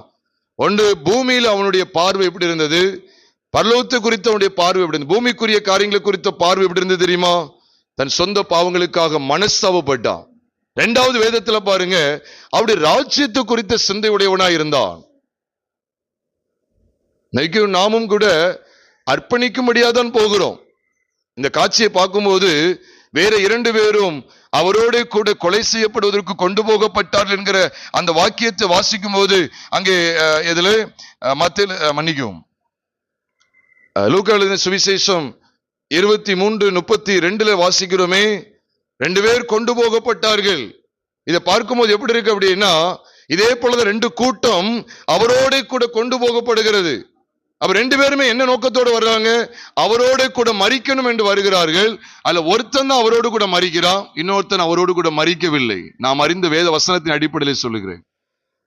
அப்போஸ்தலனாகிய பவுல் சொல்லுகிற அந்த வேத சத்தியத்தின் வெளிச்சத்தில் சொல்லுகிறேன், கிறிஸ்துவுடனே கூட சிலுவையில் அறையப்பட்டேன். இதை பவுல் சொல்ல முடியுமா? இல்ல உலகத்தார் எல்லாரும் சொல்லலாமா? கிறிஸ்துவுடனே கூட சிலுவையில் அறையப்பட்டேன் உலகத்தார் சொல்ல முடியுமா? சொல்ல முடியாது. கிறிஸ்துவுடனே கூட அவரோட கூட கொலை செய்யப்படுவதற்கு நான் அப்படிதான் ஒரு காட்சியை பார்க்க வேண்டியது இருக்கு. ரெண்டு பேர் வந்த நோக்க சரி, ஆனா அங்கே வைத்து ஒரு மனுஷன் தடுமாறுகிறான். அவன் எதை குறித்து கவலைப்படுகிறான்? தன் சொந்த சரீரத்தை குறித்து கவலைப்படுகிறான், சரீரத்துக்கானவைகளுக்காக கவலைப்படுகிறான். இன்னொரு மனுஷனை பாருங்க, அவன் தேவனுடைய ராஜ்யத்தை குறித்து கவலைப்படுகிறான். அவருடைய ராஜ்யத்துக்கு அவர் வருவார். சொந்த பாவங்களுக்காக மனஸ்தாபப்படுகிறான். கிறிஸ்துவின் கல்வாரிய செலுவையை குறித்து எத்தனை செய்தி கேட்கிறோம். இத்தனை செய்தியை கேட்டும் உலக பிரகாரமா வாழ முடியுமான்னு கேட்டா முடியுமே. அதற்குள்ளே என்னை உட்படுத்தாதவனாய், பாவத்திற்காக மனஸ்தாபப்படாதவனாய், அவனுக்கு தெரிஞ்சிட்டு என் பாவங்கள் எல்லாத்தையும் அவர் சுமக்கிறார், இவரோ தகாததொன்றையும் நடப்பிக்கவில்லையே. அப்ப அந்த மனுஷனுக்கு தெரிஞ்சிட்டு, அதனாலதான் அந்த மனுஷன் சொல்ற, நாமோ நியாயப்படி தண்டிக்கப்படுகிறோம், நாம் நியாயப்படிதான் இந்த பலனை அனுபவிக்கிறோம், நாம் நடப்பித்தவைகளுக்கு தக்க பலனை அடைகிறோம். தன் சொந்த பாவத்துக்காக மனஸ்தாபப்படுகிற இந்த மனுஷன், இப்படிப்பட்ட சபை கர்த்தருக்கு தேவை. அதனாலதான் பாருங்க, ஒரு மனுஷனை பாத்தீங்கன்னா நமக்கு தெரியும், லூக்காவில் வாசிக்கிறோம் 18வது அதிகாரம் 10வது வசனத்துல இருந்து 14ஆம் வசனம் வரைக்கும் நான் பார்க்கும்போது, ஜெபம் பண்ணும்படிக்கு இரண்டு மனுஷர் ஜெபம் பண்ணும்படிக்கு தேவாலயத்துக்கு போனார்களாம். அதுல ஒருவன் பரிசேயன், ஒருவன் ஆயக்காரன். நேர்களை கூட உங்களோடு பகிர்ந்து கொண்டேன். தேவாலயம் என்பது புதிய ஏற்பாட்டு சத்தியத்தின் அடிப்படையில் நீங்களும் நானும் தான். அப்ப நமக்குள்ளே பரிசேயன் மற்றும் ஆயக்காரன் இருக்கிறார்கள். பரிசேயன் என்ன செய்கிறான்? தன்னுடைய சுய மாம்சத்தை வெளிப்படுத்திக் கொண்டே இருக்கிறான், தன்னுடைய சொந்த கிரியைகளை வெளிப்படுத்திக் கொண்டே இருக்கிறான். ஆம், நம்முடைய பழைய மனுஷன் அதைத்தான் வெளிப்படுத்திக் கொண்டே இருப்பான். பழைய மனுஷனுக்கு ஆண்டவர் பூஜ்யத்தை கொடுப்பார். அவன் அல்ல, இவனே நீதிமானாக்கப்பட்டவனாய் தன் வீட்டுக்கு திரும்பி போனான் என்று உங்களுக்கு சொல்லுகிறேன். 14ஆம் வசனத்துல வாசிக்கிறோம், லூக்கா 18வது அதிகாரம் 14வது வசனத்துல ரெண்டு மனுஷர் காண்பிக்கப்படுகிறார்கள். பிரியமானவர்களே, ஒரு மனுஷன் தன் சொந்த பாவத்துக்காக மனஸ்தாபப்படுகிறான். பாவியாகிய என்மேல் கிருபையாயிரும். அவன் என்ன செய்தானா? தன் மார்பிலை அடித்துக் கொண்டு, அதுதான் உண்மையான மனம் திரும்புதல். என்ன சொல்லுகிறான்? தன் கண்களை வானத்துக்கு ஏறெடுக்க துணியாமல், தேவனே பாவியாகிய என்மேல் கிருபையாயிரும் என்று சொல்லி தன் சொந்த பாவத்திற்காக மனஸ்தாபப்பட்டு நிற்கிறான். ஆண்டவர் அந்த மனுஷன் என்ன சொல்ல தெரியுமா? அவனே, இவன் அல்ல, அவனே நீதிமானாக்கப்பட்டவனாய் தன் வீட்டுக்கு திரும்பி போனான் என்று உங்களுக்கு சொல்லுகிறேன். தேவாலயம் என்பது உண்மையிலே நீங்க உடனே வெளித்தின்படியான ஆலயத்தை மட்டும் நினைச்சீங்கன்னா ஒரு குறைவான வெளிச்சம், மேலோட்டமான வெளிச்சத்துல தான் இருக்குன்னு அர்த்தம். ஆவிக்குரிய வெளிச்சத்துல கவனித்து பாருங்கள் பிரியமானவர்களே. இது எதை காண்பிக்கிறது என்று சொன்னால், நீங்களும் நானும் தான் ஆலயமா இருக்கிறோம். இந்த ஆலயத்துக்குள்ள என்ன இருக்குது பாத்தீங்களா? இந்த ஆலயத்துக்குள்ள என்ன இருக்கு? பரிசேயன், ஆயக்காரன், மாம்சத்தின்படி நடக்கிற மனுஷன். மாம்சம் இன்னொன்று ஆவி, மாம்சம் இன்னொன்று ஆவி. சொந்த பாவங்களுக்காக மனஸ்தாபப்பட்டான். அதனாலதான் வீட்டுக்கு திரும்பி போனான்னு சொல்றாரு. எப்படிப்பட்டவங்களை ஆண்டவர் வீட்டுக்கு கொண்டு வருகிறார்? பரதீஸ் என்கிற அந்த வீட்டுக்கு கொண்டு வருகிறார். பரலோகம் என்கிற வீட்டுக்கு, தேவனுடைய வீட்டுக்கு கொண்டு வருகிறார். அப்படிப்பட்ட வெளிச்சத்தை நீங்களும் நானும் லூக்கா 18வது அதிகாரம் 10வது வசனத்திலிருந்து 14வது வசனம் வரைக்கும் உள்ள சத்தியங்களிலே தெள்ள தெளிவாக பார்க்க முடியும். ஏதோ 2 பேர் ஏதோ ஒரு ஆலயம் என்று நினைத்து விட வேண்டாம். ஆலயம் நீங்களும் நானும். அப்ப நமக்குள்ள 2 பேர் இருக்காங்க. ஒருத்தர் மாம்சீகமானவன், இன்னொருத்தர் ஆவிக்குரியவன். மாம்சம் ஆவி. மாம்சம் ஆவிக்கிறதும் ஆவி மாம்சத்துக்கிறதும் இச்சிக்கிறது. நீங்கள் செய்ய வேண்டும் என்று இருக்கிறவர்களை செய்யாதபடிக்கு இவைகள் ஒன்றுக்கொண்டு விரோதமாக இருக்கிறது என்று நாம் கலாத்தியர் 5வது அதிகாரத்தில் வாசிக்கிறோமே. பிரியமானவர்களே, பரிசேயனுக்கு தேவன் 0 மதிப்பெண்ணையை கொடுக்கிறார். அங்கே 2 பேர்ல ஒருத்தன் தான் அங்கீகரிக்கப்படுகிறான். ஆம், நம்முடைய சுயம் சார்ந்த வாழ்க்கை அங்கீகரிக்கப்படாது. மாம்சத்தை வெளிப்படுத்தி கொண்டே இருக்கிற, பணாசையை வெளிப்படுத்துகிற, பொருளாசையை வெளிப்படுத்துகிற, பதவி ஆசையை வெளிப்படுத்துகிற, இவ்வுலகத்தின் ஐஸ்வர்யங்களை வெளிப்படுத்தியே வாழ்கிற, இந்த உலகத்தின் ஆடம்பரங்களிலே திளைத்திருக்கிற அப்படிப்பட்ட வாழ்க்கையை தேவன் அங்கீகரிக்க மாட்டார். அல்லது எரேமியா சொன்னார்.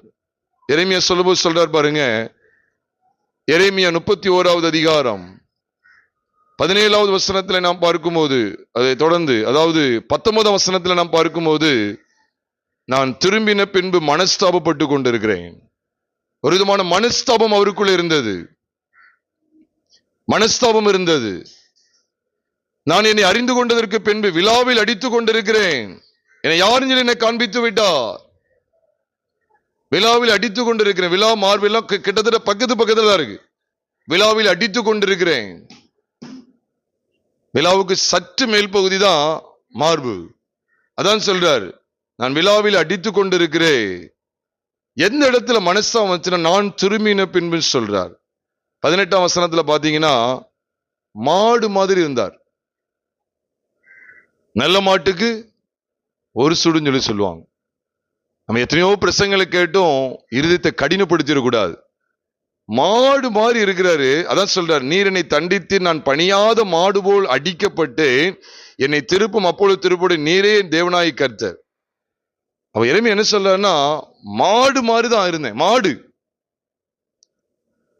மாடு எப்படி பணியாம இருக்கும், அதான் சொல்றாரு, நான் பணியாத மாடு போல் அடிக்கப்பட்ட. அப்படின்னு என்ன சொல்றாருன்னா, பணியாத மாடா இருந்தார். இப்ப ஆண்டவர் அப்படி திருப்பும் போது சாதுவ மாறிட்டு. அதான் சொல்றார், விழாவில் அடித்துக் கொண்டிருக்கிறேன், மனஸ்தாபப்பட்டு கொண்டிருக்கிறேன், விழாவில் அடித்துக் கொண்டிருக்கிறேன். சரியான மனம் திரும்புதல்.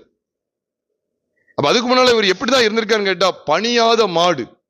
அதான் ஒரு பழமொழி சொல்லுவாங்க, அடியாத மாடு பணியாது அப்படின்னு சொல்லி சொல்லுவாங்க. அடியாத மாடு பணியாதுன்னு சொல்லி சொல்லுவாங்க. அதான் அந்த மனுஷன் சொன்னா, நீ இவ்வளவு ஆக்கினை, இந்த ஆக்கினைக்கு உட்பட்டு இருந்தும் நீ தேவனுக்கு பயப்படுகிறது இல்லையா கேட்க. அப்படின்னா என்ன தெரியுதா உங்களுக்கு? இவ்வளவு உனக்கு அடி கிடைச்சும் நீ தேவனுக்கு பயப்படுற இடத்துக்கு வரலையே நீ கேட்க. இன்னும் நீ துணிகரமா பேசுறியா? இன்னைக்கும் பாருங்க, கிறிஸ்தவத்துல எவ்வளவு அடி கிடைச்சாலும் மீசையில மண் விட்டாத மாதிரி ஓடிடுவாங்க. நீங்க அவனுடைய எவ்வளவு சொல்லி பாருங்க, கர்த்தர் கூட இருக்கிறார் அப்படின்னு பேசுவாங்க. அடி கிடைச்சாலும் ஒத்துக்கிறது கிடையாது, மனம் திரும்பலே வராது. அதான் அவன் கேட்கிறான், நீ இத்தனை இந்த ஆக்கினைக்கு உட்பட்டு இருந்தும் நீ தேவனுக்கு பயப்படுகிறது இல்லையா? இவ்வளவு உனக்கு அடி கிடைச்சும் நீ மனம் திரும்ப மாட்டாயா? இன்னும் நீ எதுக்காக கவலைப்பட்டு இருக்க? சரீரத்தை காப்பாற்றணும், சரீரத்துக்கானவைகள் சொல்லி இருக்கிற. இந்த மனுஷன் சொல்றான், அவருடைய ராஜ்யத்துல நான் நினைக்கப்படணும், அவருடைய ராஜ்யத்துல கிறிஸ்து என்னை நினைத்து பார்க்கணும், அவருடைய ராஜ்யத்துல நான் நினைக்கப்பட வேண்டும். இவன் என்ன சொல்றான்னா, சரீரத்துக்கானவைகளை யோசிக்கிறான். கல்வாரியில நாம் பார்க்கிறோம் பாருங்க, எவ்வளவு பெரிய படிப்பினை தேவன் வைத்திருக்கிறார் என்று பாருங்கள். ஒரு மனிதன் தான் சரி அறிந்து கொண்டான், என்னுடைய பாவத்துக்காக அவர் சிலுவையிலே மரித்து கொண்டிருக்கிறார். நான் பாவத்துக்கு மரிக்கிறேன். உண்மையாவே அவன் இடத்துக்கு வந்துட்டான், கர்த்தரை பற்றுகிற விசுவாசத்துக்கு வந்துட்டான். அதனாலதான் தன் தவறை உணர்கிறான். உண்மையாவே அவனுடைய ஸ்தானத்தை நாம் பார்ப்போமே, ஆனால் அவன் பாவத்துக்கு மரித்து விட்டான். He was dead to sin. Whereas the other dead in sin அப்படின்னு நம்ம சொல்ல வேண்டியது இருக்கு. Whereas the other was dead in sin. பாவத்தில் மரித்து கிடக்கிற இன்னொரு மனுஷனை பார்த்தா பாவத்துக்கு மரிச்சிருக்கிறான். கிறிஸ்துவின் சிலுவையின் மூலமாய் நீங்களும் நானும் கண்டடைய வேண்டிய விலையேறப்பட்ட சத்தியங்களை கவனித்து பாருங்கள். இதைத்தான் கர்த்தர் காலமா முற்பிதாக்களுடைய வாழ்க்கையிலிருந்து தேவன் காண்பித்துக் கொண்டே இருக்கிறார். பிரியமானவர்களே, ஆபிரகாமின் சந்ததி கிறிஸ்துவின் சந்ததி என்று சொல்லுகிறோமே, நீங்க நல்ல உன்னிப்பா பாருங்க. ஆபிரகாமுக்கு அடுத்து வந்த ஈசாக்கும் யார் சந்ததி தான்? ஆமா, கிறிஸ்துவின் சந்ததி தான். ஈசாக்கு தொடர்ந்து வந்த யாக்கோபும் எந்த சந்ததி தான்? கிறிஸ்துவின் சந்ததி தான். அதனாலதான் கிறிஸ்துவின் சந்ததி தான் அங்கே அடையாளப்படுத்தப்பட்டுக்கிட்டே இருக்கு. அதனாலதான் ஆபிரகாமின் சந்ததி கிறிஸ்துவின் சந்ததினா வெறும் ஆபிரகாம் மட்டும் எடுத்துடக்கூடாது. ஆபிரகாமை தொடர்ந்து வந்த அத்தனையுமே ஆபிரகாமின் சந்ததியாய் அறியப்படுகிறது எப்படியோ அப்படியே கிறிஸ்துவின் சந்ததியாகவும் அறியப்படுகிறார்கள். அப்ப அந்த சந்ததிக்குள்ள ஆண்டவர் வெளிச்சத்தை காண்பிக்கிற விதத்தெல்லாம் பாக்குறீங்களா? பார்த்திருக்கீங்களா? ஆபிரகாமுடைய வீட்டுல ஒருத்த அங்கீகரிக்கப்படுவான், ஒருத்த அங்கீகரிக்கப்பட மாட்டான். ஒரே வீட்டுல தான், ஒரே மலையில தான், ஒரே கல்வாரி மலையில தான் ஒருவன் அங்கீகரிக்கப்படுகிறான், ஒருவன் நிராகரிக்கப்படுகிறான். கிறிஸ்துவின் சந்ததி அங்கே வெளிப்படுத்தப்படுகிறது. ஆமா, அவனும் இஸ்மவேலும் ஆபிரகாமின் சந்ததியான் தான் உள்ளதா இருக்கிறான். ஆனால் அவன் நிராகரிக்கப்பட்டு போறான். அவனும் இந்த சாயலுக்குள்ள வந்தது போல தெரியுது. இல்லை, அவன் வரவில்லை, அவன் வந்து சேரவில்லை. நம்ம இந்த காட்சியை பார்க்கும்போது இப்படியேதான் பார்க்க வேண்டியது இருக்கு. ஆபிரகாமோடு இஸ்மவேல் ஈசாக்கு ரெண்டு பேரும் பயணித்து பார்க்காங்க. அதுல ஒருத்தன் தான் பயணிக்க முடியுது, இன்னொருத்தன் பயணிக்காம போயிட்டான். அதனால இவர் சொல்லிட்டார், இன்றைக்கு நீ என்னுடனே கூட, என்னுடனே கூட. அப்படின்னா ஆண்டு என்ன சொல்றாரு? என்ன வெளிச்சத்தை காலாகாலமாய் வெளிப்படுத்துகிறார்? ஆபிரகாமின் சந்ததி கிறிஸ்துவின். ஆம், ஆபிரகாம் கிறிஸ்துவுக்கு முன்னதாய் வெளிப்படுத்தப்படுகிறான். அப்ப ஆபிரகாமோடு ரெண்டு பேர் பயணிக்காங்க. அதுல ஒருத்தன் தான் அங்கீகரிக்கப்படுறான், ஒருத்தன் தான் அவரோட போய் அங்க நித்திய ஜீவக்கரைக்கும் போயாச்சு, இன்னொருத்தன் போக முடியல. இதெல்லாம் நமக்கு ஒரு படிப்பினை பிரியமானவர்களே. கல்வாரியிலே தீர்மானிக்கப்படுகிறது, அங்கேயும் பார்க்கிறோம், தீர்மானிக்கப்படுகிறது. எப்பொழுது? வேதத்தை கவனிச்சு பாருங்க. ஆபிரகாம் விருத்தசேதனம் பண்ணதுக்கு பிற்பாடு பார்த்தீங்கன்னா அங்க இஸ்மாயில் அங்க இருக்க முடியாது. அதுக்கப்புறம் பிரச்சனை. அதுக்கப்புறம் ஈசாக்கு வந்தாகணும், இஸ்மாயில் இடத்தை காலி செய்து ஆக வேண்டும். ஆண்டு எதுக்காக வெளிப்படுத்தி இருக்கிறார்? ஆம், கிறிஸ்துவோடு கூட இரண்டு பேர் கொலை செய்யப்படுவதற்கு கொண்டு போகப்பட்டார். ரெண்டு பேருமே அந்த மேன்மையான அனுபவத்தை அனுபவிச்சிருக்கலாம். ஆனா ஒருத்தன் அதற்கு பாத்திரவனா இல்லை. அதுதான் பார்க்கிறோம். அங்கேயும் ஆபிரகாமோடு ரெண்டு பேர் பயணிக்கிறாங்க. இஸ்மாயிலும் பயணிக்கிறானா இல்லையா? ஈசாக்க போல இஸ்மாயிலும் பயணிக்கிறானா இல்லையா? பயணிக்கிறாங்க. பயணிக்கிறாங்களா இல்லையா? சொல்லுங்க. பயணிக்கிறாங்க. இஸ்மாயில் பிறந்த உடனே செத்து போகல. அவனும் பெரிய பையன் ஆகிற வரைக்கும் அவன் பயணிச்சுட்டே தான் இருக்கான். ஆனா ஒரு கட்டத்துல நிக்கவே முடியல. அதுதான் நம்ம பார்க்கிறோம். கிறிஸ்துவோடு கூட இந்த ரெண்டு பேர் பயணிக்காங்க. ஒருவன் ஏற்றுக்கொள்ளப்படுறான், ஒருத்தன் விழுந்து போகிறான். ஒருவன் ஆக்கினை அடைந்து விடுகிறான், ஆக்கினைக்கு உட்படுகிறான். இன்னொருவன் நித்திய ஜீவனுக்கு உட்படுகிறான். ஒருவன் மரணத்தை தழுவுகிறான், இரண்டாம் மரணத்தை தழுவி விட்டான். இன்னொருவன் இரண்டாம் மரணத்தினால் சேதப்படவில்லை. அதனால ஆபிரகாம் வீட்டுல பார்க்கிறோம், ரெண்டு பேர் அவனோடு பயணிக்க பார்க்காங்க. இஸ்மவேல் ரிஜெக்டட், ஐசக் வாஸ் அக்செப்டட். அதே போல ஈசாக்குடைய வீட்டுல ஈசாக்கு அதான் கிறிஸ்துவுக்கு முன்னிலையில். ஈசாக்கோடு ரெண்டு பேர் போறாங்க, ரெண்டு பேர் போறாங்க. யாரெல்லாம் போறா? ஏசா, யாக்கோபு. ஈசா கூட யார் போய்கிட்டு இருக்கா, பயணிக்கிறா? ஏசா, யாக்கோபு. ஏசா அங்க எவ்வளவுதான், ஒண்ணு இல்லாம ஆயிட்டான், கைவிடப்பட்டு போகிறான். மாம்சத்தின்படி பிள்ளைகளானவர்கள் தேவனுடைய பிள்ளைகள் அல்ல. இது எதை தீர்மானிக்கும் சொன்னா, விழுந்து போன மனுஷன் அவனை கண்டுகிடவே இல்லை. அவரு அவனை குறித்து ஆண்டு சொல்லவே இல்லை. நீ என்னுடைய கூட பரதேசில் அதெல்லாம் கிடையவே கிடையாது. அதுக்கு அபாத்திரன் ஆகிவிட்டான். காரணம் என்னங்கிறத கவனிச்சீங்கன்னா, அது விசேஷம் என்னன்னா, ஒரே ஒரு காரியம் தான், அவன் சரீரத்துக்கானவர்களை குறித்தே கவலைப்பட்டு கொண்டிருந்தான். விடுவியும் இன்னைக்கு அதுதான். யாரெல்லாம் வியாதிப்பட்ட இடத்துல கை வைங்க. இப்போ right now God is ready to heal you. இப்போ உங்களை சுகமாக்க போற. சரி, அந்த கூட்டத்துக்கு நானும் வரேனே, அத்தனை பேரை சுகமாக்கல அப்படின்னா உன் தேவன் பாரபட்சம் உள்ளவர் என்று நான் சொல்லிவிடுவேன். அப்போ இதுக்காக நீ அழைக்கப்பட்டாய். அற்புத சுகமளிக்கிற கூட்டங்களையா ஆதி அப்போஸ்தலர்கள் நடத்தி கொண்டிருந்தார்கள். தொழில் வியாபாரம் மற்றும் தொழில் செய்கிறவர்களுக்காக பிரார்த்தனை கூட்டமா அன்றைக்கு அப்போஸ்தலர்கள் நடத்தி கொண்டிருந்தார்கள். உனக்கு வெட்கமா இல்லையா? உலகத்தார் நீ நடத்துகிற கூட்டத்தில் வருகிற கலந்து கொள்ளுகிறவர்களை விட உலகத்தார் பல 1000 மடங்கு நூற்றுக்கணக்கான 1000 மடங்கு ஐஸ்வர்யவான்களா இருக்கிறார்களே, அதற்கு நீ என்னதான் பதில் சொல்ல போகிறாய்? கூட்டத்தை நிறுத்த போகிறாயா? நீ நிறுத்தவே மாட்டாய். நரகம் செல்கிற வரைக்கும் நீ நிறுத்த போகிறது இல்லை. பிரியமானவர்களே, வஞ்சிக்கப்படாதிருங்கள். அற்புத அடையாளங்கள் கூட்டம், இன்னும் இந்த வியாபாரத்தில் செழிப்பு உண்டாகிற கூட்டம், இப்படிப்பட்ட கூட்டங்களுக்கு போவீர்கள் என்றால் நீங்கள் சத்தியத்தை சரிவர அறியாதவர்கள் என்று நான் சொல்லுவேன். அந்த மனுஷன் எதை வாஞ்சிக்கான்? நீ கிறிஸ்துவானால் அந்த கல்வாரியை எப்படி மாத்திட்டான் தெரியுமா? திறப்பின் வாசல் ஜெபமா மாத்திட்டான். என்ன, என் தலைவலியை சுகமாக்கணும்ல, அவரு என் கால்வலியை சுகமாக்கணும்ல, இந்த கூட்டத்துக்கு போன என்னுடைய வயிற்று வலியை சரியாக்கணும், பிள்ளைகளுக்கு திருமண வாழ்க்கையை ஆண்டவர் நடத்தி கொடுக்கணும், 10 பவுன் நகை எனக்கு வேணும், அது ஆண்டு எனக்கு எப்படி தேவை சந்திப்பார்னு சொல்லி இந்த கூட்டத்துக்கு வந்திருக்கிறேன். அவ உன் கதையும் இந்த கலனுடைய கதையும் ஒண்ணுதான். சரியத்துக்கானவைகளை குறித்து கவலைப்படுறான். என்னை ரட்சிக்கணும், காப்பாற்றுங்க ஆண்டவரே, கால் வலியோடு நான் அலையிறேன், இவ்வளவு நாள் கஷ்டப்படுறேன். இதுதான் இன்னைக்கு அநேகருடைய நோக்கமா இருக்கு. ஆனா ஆண்டவர் கண்டுகிடவே இல்லை. ஒருத்தன் ஆத்மாவை ரட்சிக்கப்படுறது, ஆத்மாவை குறித்து கவலைப்படுறான். ஐயோ, நான் தவறான காரியம் செஞ்சேன், தகாத நடப்பிச்சுட்டேனே, நியாயமானபடி தண்டிக்கப்படுறேன், பாவம் செய்துட்டேன், உணர்கிறான். நான் நித்தியத்தில் நினைக்கப்படணும். ஒரு மனுஷன் பூமிக்குரியவைகளை யோசிக்கிறான். இந்த சரீரத்தில் எனக்கு விடுதலை கிடைச்சிடாதா? இந்த சரீரத்தை காப்பாத்திர மாட்டாரா? இந்த சரீரத்துக்கு வேண்டிய பலனை தந்துட மாட்டாரா? இந்த சரீரம் அவன் கேட்டது என்ன? ரட்சித்துக் கொள்ள. எதை ரட்சித்து சொல்றான்? சொல்லுங்க, எதை ரட்சிக்க சொன்னா?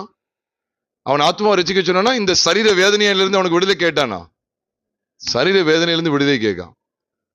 இன்னைக்கு தான் இந்த சரீரம் கஷ்டப்பட்டு கூடாது. இந்த சரீரத்துக்கு தேவையான மேக்கப் திங்ஸ் வேணும், இந்த சரீரத்துக்கு தேவையான ஆடை ஆபரணங்கள் வேணும். அதுக்குதான் இயேசு, அதுக்குதான் அவன் முறையிடுறான்.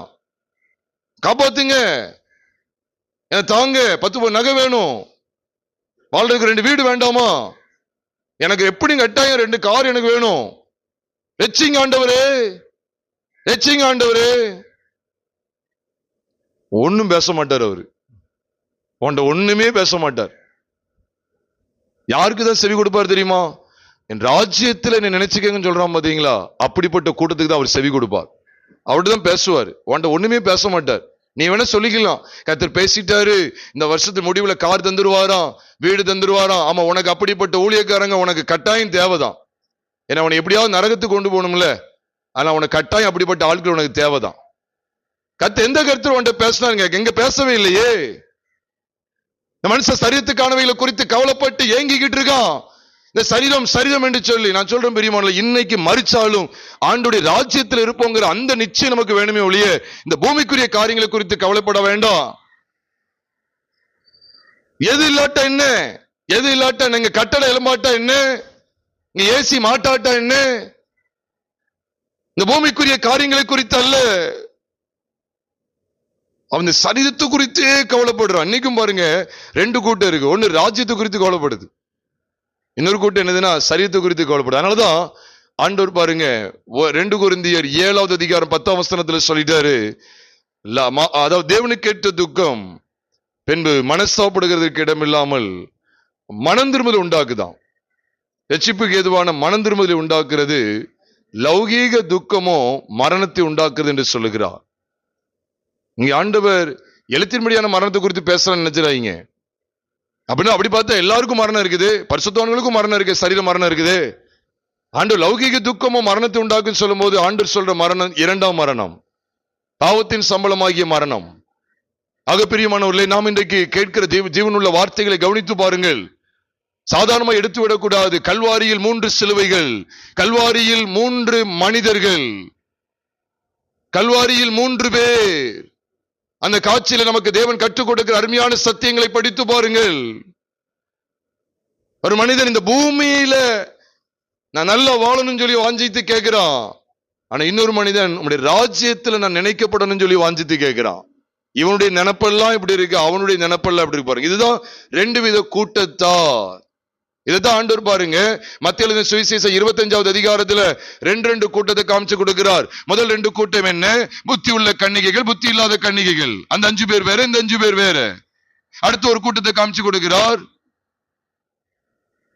2 கூட்டம், செம்மறியாடு மற்றும் வெள்ளாடு என்கிற 2 கூட்டத்தை காமிச்சு கொடுக்க. அதை தொடர்ந்து ஆண்டவர் பொல்லாத ஊழியக்காரன், நல்ல உண்மை உத்தமமான ஊழியக்காரன் சொல்லி 2 கூட்டத்தை காமிக்கிறார். அதுல காமிக்கும் போது பாருங்க,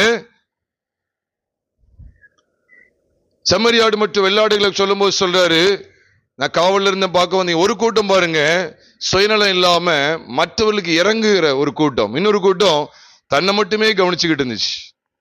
அதனால 2 கூட்டத்தை ஆண்டு விவரிக்கும் போது, ஒரு கூட்டம் சபிக்கப்பட்ட கூட்டமா, ஒரு கூட்டம் பிதாவினால் ஆஸ்வதிக்கப்பட்ட கூட்டமாய் ஆண்டு வெளிப்படுத்தினார்.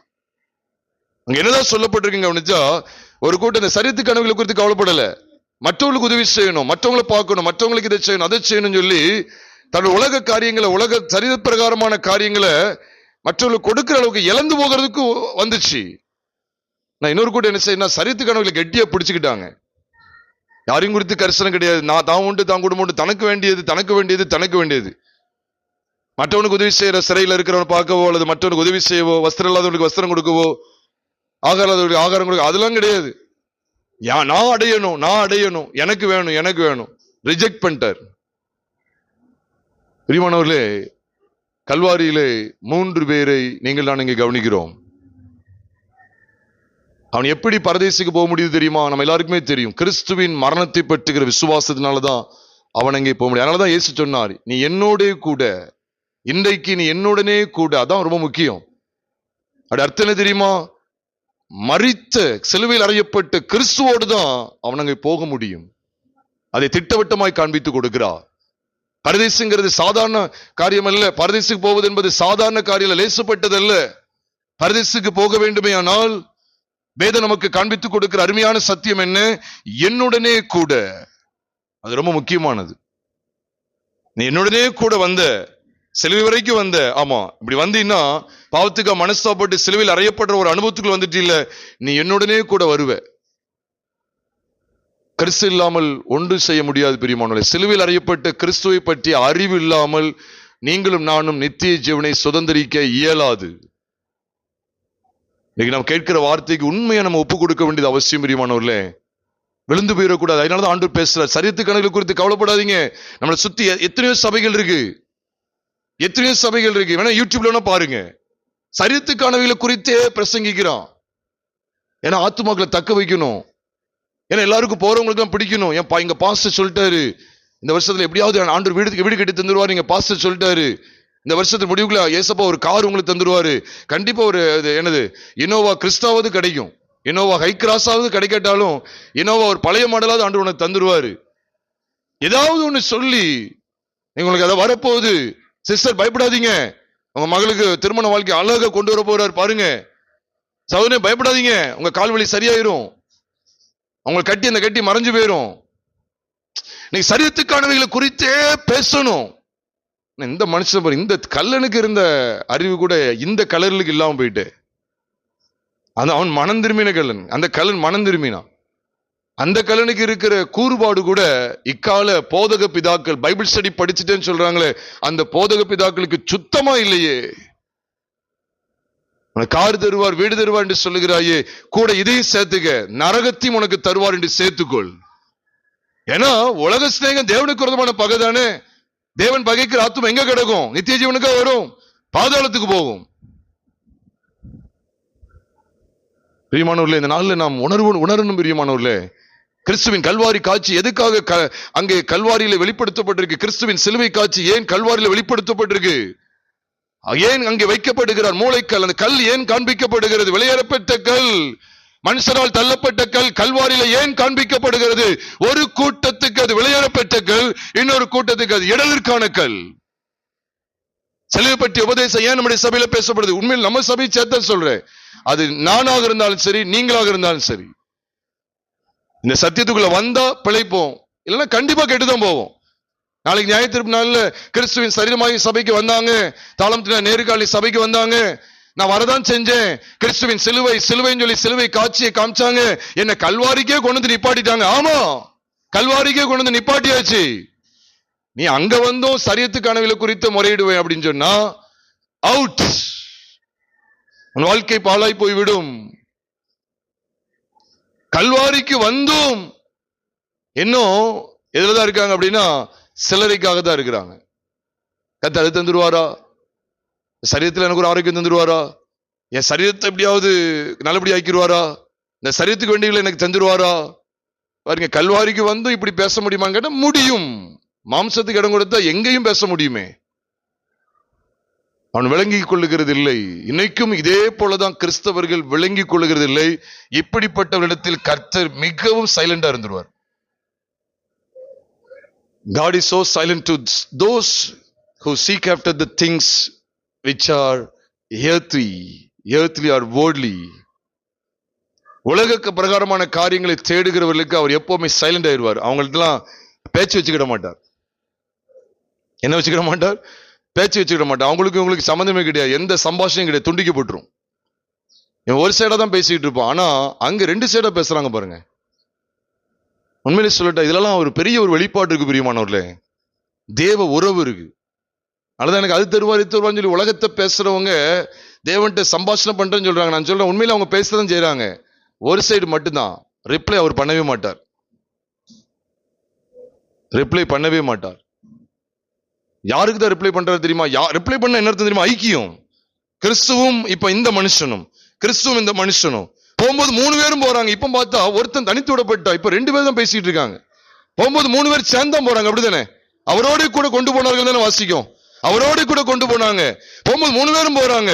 ஆனா ஒருத்தர் உலகத்தை சார்ந்ததுன்னா, ஒருத்தர் சரீரத்துக்கானவைகளை பற்றி கொண்டுட்டா ரிஜெக்டட். இப்ப இந்த 3ல இப்ப 2 பேர் தான் சம்பாஷணை பண்றாங்க. இவன் அட்ரஸ் இல்லை, அவ்வளவுதான்.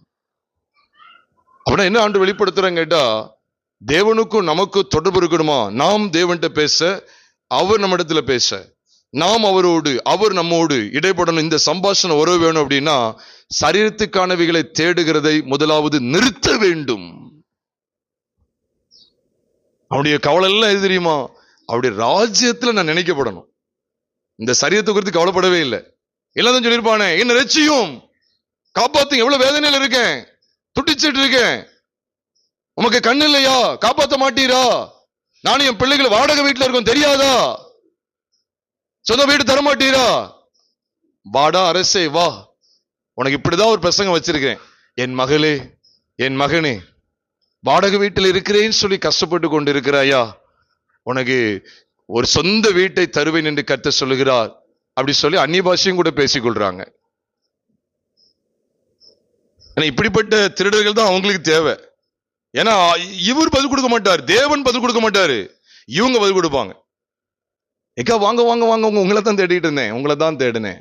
ஆனா வாங்க வாங்க வாங்க, உங்களை தான் தேடுறேன். புதுப்பைக்கு வாங்க நினைச்சிட்டு இருந்தீங்களா? உங்களதான் வாங்க வாங்க வாங்க. ஏக்கா நீங்க இடம் வாங்கி போட்டு வீடு கட்ட முடியாம இருந்தீங்க. நீங்க தான் வேணும். நான் உங்கள்கிட்ட நல்ல பழக்கம் விடுவேங்க, நல்ல பழக்கம் விடுவேன். ஆனா உங்களுக்கும் தேவனுக்கும் கனெக்ஷன் இருக்காது. உங்கள்கிட்ட தேவன் ஒரு வார்த்தையும் பேச மாட்டார், உங்களை மதிக்கவே மாட்டார். நீங்க என்கிட்ட பேசலாம். அப்படியா, என்ன விசாரிக்கிற பாஸ்டர் இருக்காங்களா? ஆமா, உங்களை நல்லா விசாரிப்பேன். ஆனா கர்த்தர் உங்களை விசாரிக்க மாட்டார். ஆனா கர்த்தர் விசாரிச்சது மாதிரி ஒரு நாடகம் நீங்க நல்லா அப்படியே அதுல அந்த பொய்யில நீங்க நல்லா அப்படியே உழண்டுகிட்டு இருக்கலாம். இங்க வந்தீங்கன்னா, சபைக்கு வந்தீங்கன்னா, கர்த்தர் உங்களோடு இருக்கிற மாதிரி நீங்க உணர்வுல இருக்கலாம், ஃபீலிங் இருக்கும், கல்வாரியில் அவரோடு இருக்கிற மாதிரி இருக்கும்.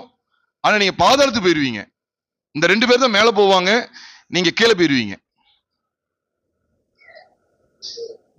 தேவன் ஒரு வார்த்தையும் பேசல பாருங்க. ஆனா இவன் பேசும்போது இவருக்கு சந்தோஷம் வருது, பேசுறாரு பாருங்க.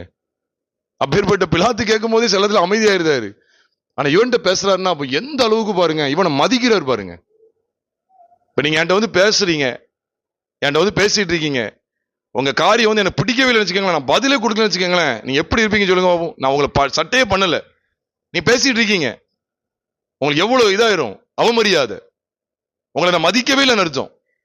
ஆனா நீங்க பேச எனக்கு பிடிச்சதா இருந்துச்சு வச்சுக்கோங்களேன், உங்களை நான் மறுபடியும் பேசலன்னு வச்சுக்கோங்க, நான் உங்களோட பேச்சு கொடுக்கன்னு வச்சுக்கோங்களேன், சந்தோஷமா இருக்கு, அந்த உறவு பலப்படும். இங்க பாருங்க, அவர் பேசவே இல்லை, கண்டுகிடவே இல்லை. நீங்க இப்படிப்பட்ட கிறிஸ்தவர்களே அவர் கண்டுகிடவே மாட்டார். இப்படிப்பட்ட கிறிஸ்தவர்கள் அவர் கண்டுகிடவே மாட்டார். நீங்களான சரீரத்துக்காக தான் அவரை அணுகுகிறோமா? சரீரத்துக்குரியவைகளுக்காக தான் அவரை அணுகுகிறோமா? அப்படி அணுகினோம் என்று சொன்னால் அவரை கிறிஸ்துவாக நீங்கள் அறியவில்லை என்று அர்த்தம். நம்முடைய காரியங்களில் அப்படி தெரியுமா? நீர் கிறிஸ்துவானால் நாம் எந்த இடத்துல இருக்கிறோம் பெரியமானவர்களே?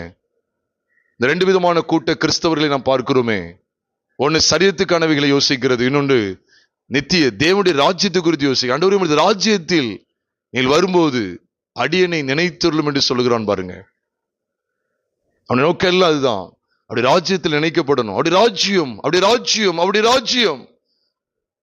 ரோமர் 14வது அதிகாரம் ரோமர் 14வது அதிகாரம் 17ஆம் வசனம் சொல்லுகிறது. ரோமர் 14:17 சொல்லுகிறது, தேவனுடைய ராஜ்யம் புசிப்பும் குடிப்பும் அல்ல, அது நீதியும் சமாதானமும் பரிசுத்தாவினால் உண்டாகும் சந்தோஷமாய் இருக்கிறது.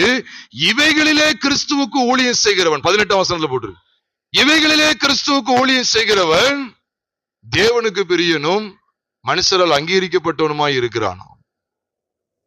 எவைகளில் ஊழியம் செய்கிறவன்? கிறிஸ்துவுக்கு ஊழியம் செய்கிறவன் இவைகளிலே. எவைகளில்? புசிப்பும் குடிப்பும் இல்லையா? இல்ல, இன்னைக்கு எல்லாம் வார்த்தையை தான், புசிப்பு குடிப்பு. நல்ல சரீரத்தை உங்களை நல்லா பாதுகாப்பா, சரீரத்துக்கு வேண்டிய எல்லாம் தருவா, அதுக்கு தானே உங்களை ஆண்டவருடைய பிள்ளையா மாற்றி இருக்கிற, உங்களுக்கு எல்லாம் கிடைக்கும் அப்படின்னு சொல்லி. நம்ம எப்படி வாழணும் தெரியுமா? எனக்கு என்னுடைய சரீரத்துக்காரவைகளை அவர் பூர்த்தி செஞ்சாலும் சரி, செய்யாட்டாலும் சரி. சாத்ராக் மேஷாக் ஆபேத்நேகோ போல. சாத்ராக் மேஷாக் ஆபேத்நேகோ என்ன கேட்கப்படுது தெரியுமா உங்களுக்கு? தீ 7 மடங்கு எப்படி சூடாக்கப்படுது? என்னக்கு தெரியுமா? வேற ஒண்ணும் கிடையாது.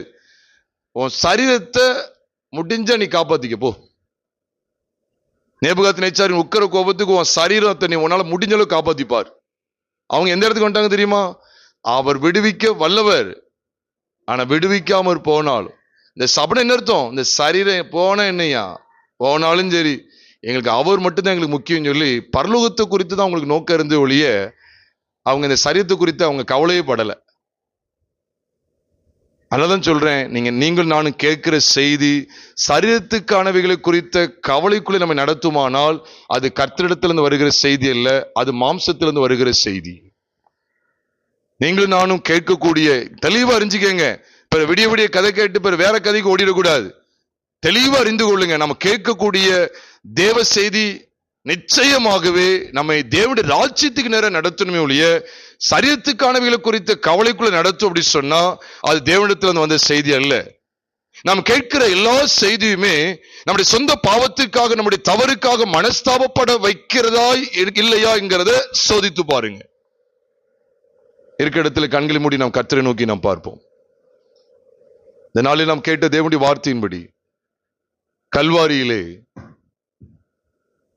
கல்வாரியிலே 3 நபர் ஆண்டவர் யாரோடு பேச விரும்புகிறார். யார கொஞ்சம் கூட சட்டை பண்ணவில்லை, ஒரு முற்றிலும் அசட்டை பண்ணுகிறார். அவன் பேசுறதெல்லாம் கேட்க மாட்டார், அவனுக்கு எந்த பதிலும் கிடையாது. அவர் அவனுக்கு திருப்பி கொண்டார். அவர் இன்னொரு சைடு பார்க்கிறார். அங்கேதான் அவருக்கு வேண்டிய கூட்டம் இருந்தது, அங்கேதான் அவருக்கு வேண்டிய மனிதன் இருந்தான். கல்வாரிக்கு வந்துட்டோம், அப்படியாக்கும் இப்படியாக்கும், கல்வாரி காட்சியை பார்த்துட்டோம், இயேசு சிலுவையில் அறையப்பட்டார், அப்படி இப்படி. இல்ல இல்ல இல்ல, அதை பார்க்கிறவங்க எல்லாம் கிடையாது, அதை தியானிக்கிறவங்க கூட நித்திய ஜீவனுக்கு வர முடியாது. வாழ்க்கையில் அபியாசப்படுத்தணும். பாவத்துக்காக மனஸ்தாபப்படுறோமா? இல்ல பாவத்தை மழுப்பிக்கொண்டே வாழ பழகி கொண்டிருக்கிறோமா? பிரியமானவர்களே, வஞ்சிக்கப்படாதிருங்கள். ஒரு மனுஷன் தன் சொந்த பாவத்துக்காக மனஸ்தாபப்படாமல் இந்த சரீரத்தை நல்லா வாழணும்னு வாஞ்சிக்கிட்டு இருக்கிறான். அப்படிப்பட்ட மனுஷனுக்கு ஐயோ, ஒருபட்ட தப்ப செஞ்சுட்டு எனக்கு ஆண்டவர் வேளையில உயர்வை தரணும், இந்த சரீரத்துக்கானவைகள் எனக்கு உதவி செய்யணும் சொல்லி இதை நாடிக்கொண்டிருக்கிறான். அவனை கர்த்தர் கண்டுகொள்ளவே இல்லை. யோசித்து பாருங்கள்.